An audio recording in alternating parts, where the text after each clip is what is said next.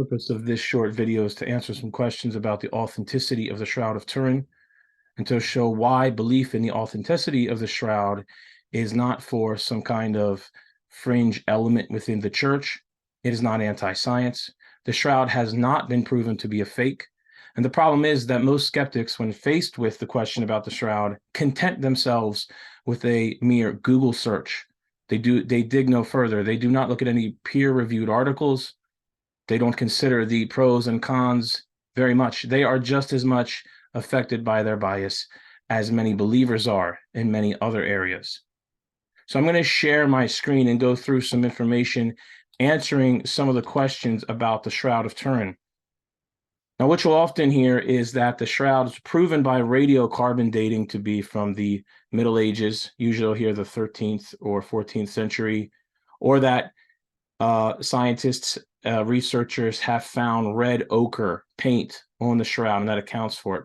I'm going to go through a paper here, Why is the Turin Shroud Not Fake, by Giulio Fanti of the University of Padua.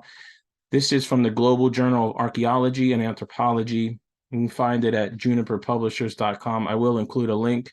This is from December of 2018. Now, there are some more recent things. There are some older things. My point is, the Shroud is the most studied archaeological relic in human history.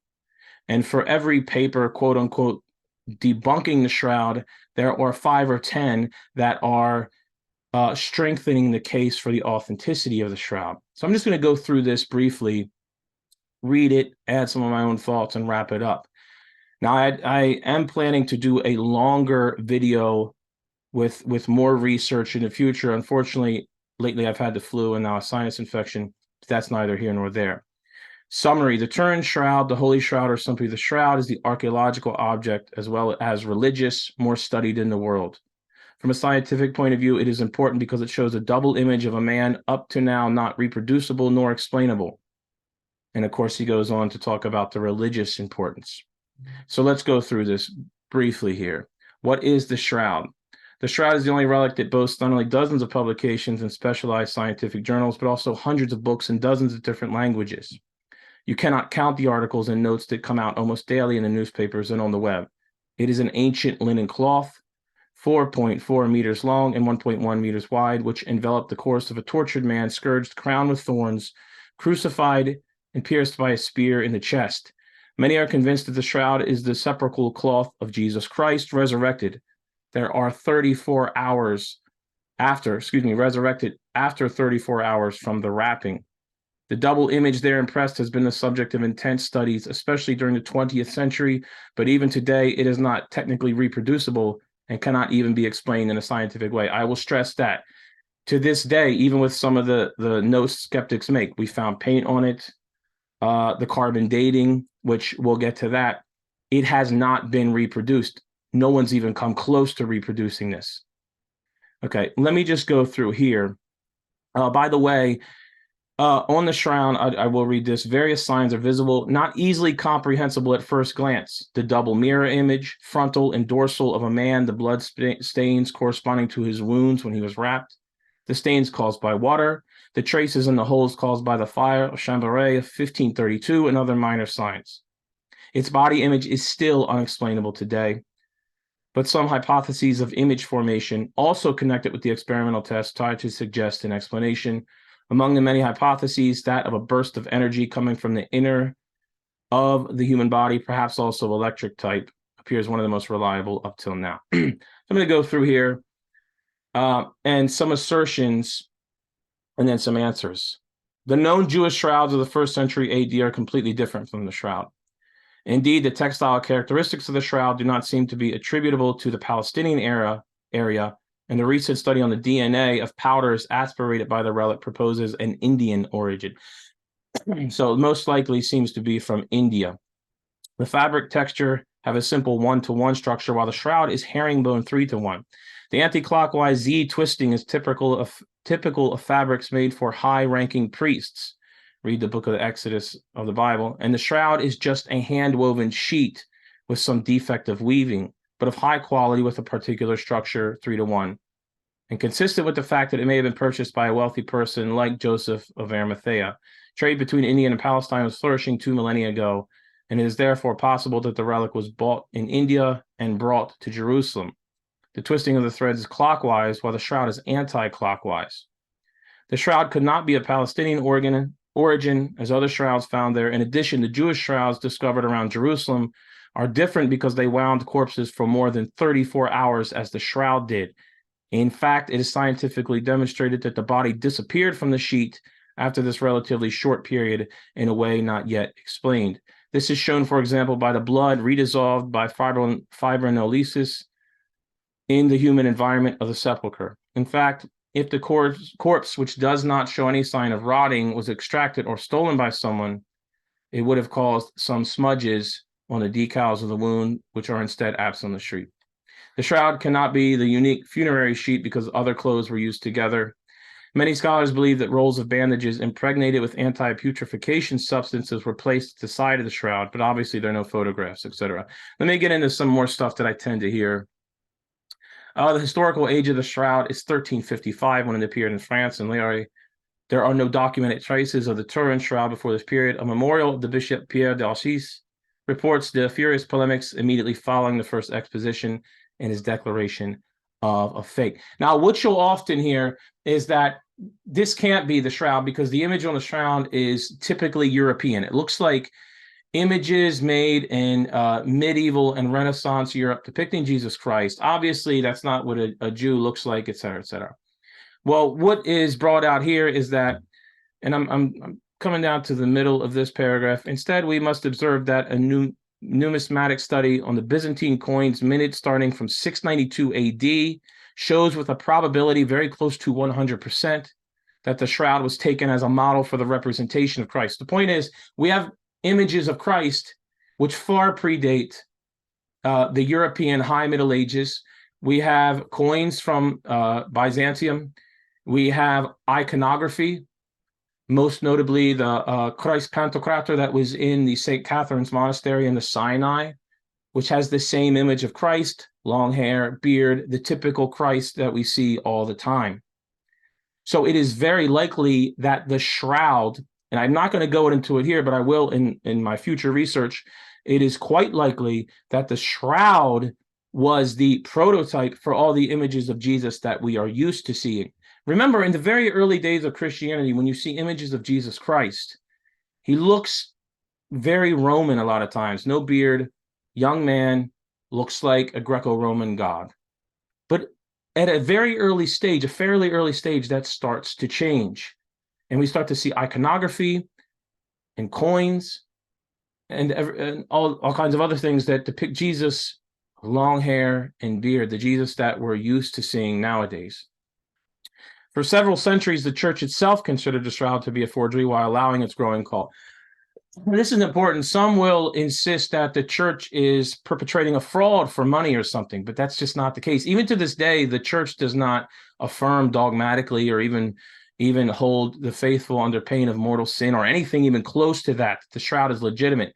They will call it a relic and they will bring it out every once in a while for veneration. Even in the beginning, the church officials were so careful that they thought it was a forgery.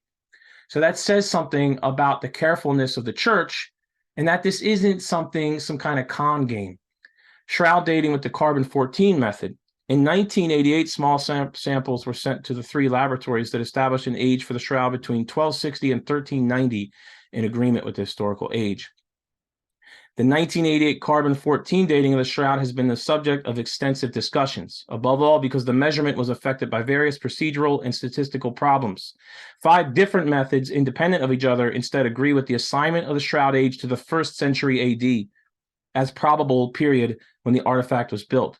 A project of the University of Padua has allowed the development of alternative methods of chemical and mechanical dating. Chemical methods based on FT-IR/ATR and Raman spectroscopy dated the shroud to 300 BC to plus or minus 400 years and 200 BC plus or minus 500 years, respectively, with a 95% confidence level. The mechanical method based on the analysis of some parameters, such as the breaking strength, the Young's modulus, and the loss factor after an adequate calibration based on the results of 24 samples of known age indicated an age of the shroud of 400 AD plus or minus 400 years with a 95% confidence level. To these three methods, a numismatic one that sees the shroud before the 7th century AD, et cetera, and another chemical method developed by the American chemist Raymond Rogers based on the estimates of the kinetic constants for the loss of vanillin from lignin, which sees the ancient shroud from 1,300 to 3,000 years must be added. The following questions therefore come out. Why the person who writes against the shroud authenticity forgot all these scientific results? Is it correct from a scientific point of view to select only the results in favor of a particular thesis? And here's my problem. I am a devout Christian. Many other Christians believe in the authenticity of the shroud, but our faith does not rise, stand, or fall on the Shroud of Turin or any other relic. Our faith is reasonable. It's based in reason and divine revelation. But skeptics, agnostics, atheists, and anti-theists often ask for empirical evidence. So I say, what about the Shroud of Turin? I get an LOL. Someone does a little Google search, and they pretend the whole thing's figured out. Why don't they show the other mounds of research, peer-reviewed articles, scientific studies, etc.? You know why? Because they're ignorant and content to be. The shroud might not be the burial shroud of Jesus Christ, but the fact is it has not been reproduced. And we have many elements from different scientific fields that point to the authenticity of it, or at the very least that it's not from the 1300s. I'm going to continue on. The properties of the shroud image are various and very peculiar and unreproducible altogether. I'm trying to keep this short. I will include a link to this. I'll let you read this for yourself. But among the properties of the shroud, we find photographic negative, 3D, slight burning, fluorescence. The image resides in the most superficial fibers of the thread. This is very important. Read the findings from the STURP team. Listen to men like Barry Schwartz, who was the photographer for the STURP team. The image is impressed upon the very most superficial fibers. It's not a burning, it's not painted in, it hasn't soaked through. And in fact, in some areas where the shroud came into contact with the body, it's darker, and areas it's lighter. Okay, for all intents and purposes, this seems to have been created by a very tremendous, very nearly irreproducible, burst of light, electromagnetic energy. I'm going to continue through here. The image of the shroud lacks the geometrical deformations to be expected from an interaction between cloth and body. While testing it experimentally, it results a lateral distortion typical of the Agamemnon mask, very different from the shroud face. This is too hasty conclusion. Other experimental tests performed at Padua University instead showed just the opposite. The problem resides in the fact that often too simplistic tests are performed, and they do not consider the actual wrapping of the shroud around a body placed in a position not perfectly supine for the cadaveric rigidity assumed on the cross, and with the mouth wrapped by a chin band. Instead, pseudo-cylindrical distortions are easily visible in the body image, especially at the thorax and calves area. Here's one that's very interesting. Many submicron red ochre particles have been found in the image area and more numerous in bloodstains.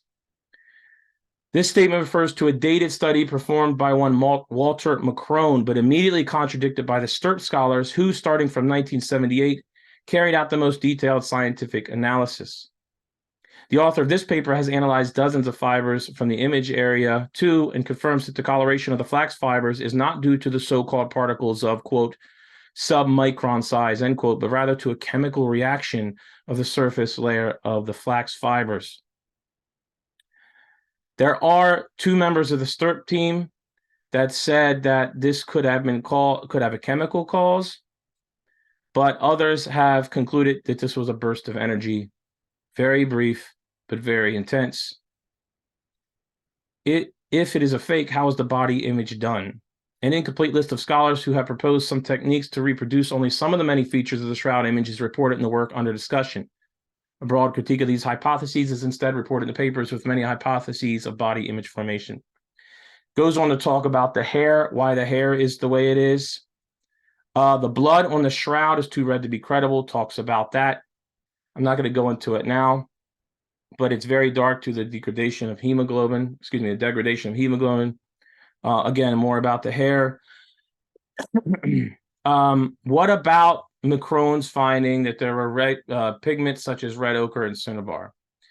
Now, there are pigments on the cloth, but what we must also note is that in addition to the red pigments, there's also lapis lazuli, a blue pigment, which was certainly not used for the body image of the shroud. Instead, this pigment leads to the presence of external contamination. So one hypothesis here is that the faithful were placing other painted shrouds that they had created on top of the Shroud of Turin, thereby making them relics by contact. This is still prevalent to this day. Christian faithful will take a holy card, an item, a rosary, something they've drawn or painted, and touch it to a relic, thereby making it a third-class relic. So that could explain some of it. We also know in the past that after the fire and after other things that repairs were attempted to be made on the shroud. The point is this in closing, and I'll stop my screen here. And by the way, in case I forget to, if you have any questions, if you want to come on here and debate me face to face, if you want more information, please contact me in the comments, whatever you want to do. I'm going to close with this, and then God willing, at some point in the near future, I will come out with a longer video with some more, much more information, maybe in longer form, if you're interested in that. Okay. This is from a paper on the Shroud from shroud.com, where you can find a lot of information about the shroud. That's the website run by Barry Schwartz, who I mentioned earlier. But this is important. If it is a painting, number one, no one can replicate it. And number two, and quote, I'm quoting here, for a continuous image to exist on a painting while the paint medium has returned to dust or just tiny glomerates, leaving the millimicron pigment particles without tight adhesion to the ground or to the support, would be totally against the laws of nature, scientifically unacceptable, and a technical impossibility regarding the practice of art. This would be harder to explain than the Turin shroud itself. The point being that if it is a medieval forgery and was painted, why can't anyone replicate it? And number two, no one can explain the even image, the fact that it's only on the most superficial of the fibers, the fact that even as the paint that is on there has degraded, how the image stays so consistent. Why is it three-dimensional? Why does it have photographic negative properties, etc.? So if you are a skeptic, at least be honest enough to address some of these issues. It's easy to do an internet search and say, LOL, look at this, look at the radiocarbon, or look at this or that. But let's deal with the information itself. Again, I'm not saying de fide, of the faith that the shroud is authentic. What I am saying is there's a lot of evidence pointing to its authenticity. We as Christians do not need the Shroud of Turin to be real to stand on for our faith to be true. But for those who want empirical evidence, here's something to take a look at. Thank you very much. By the way, the phrase I was struggling over was de fide. Thank you.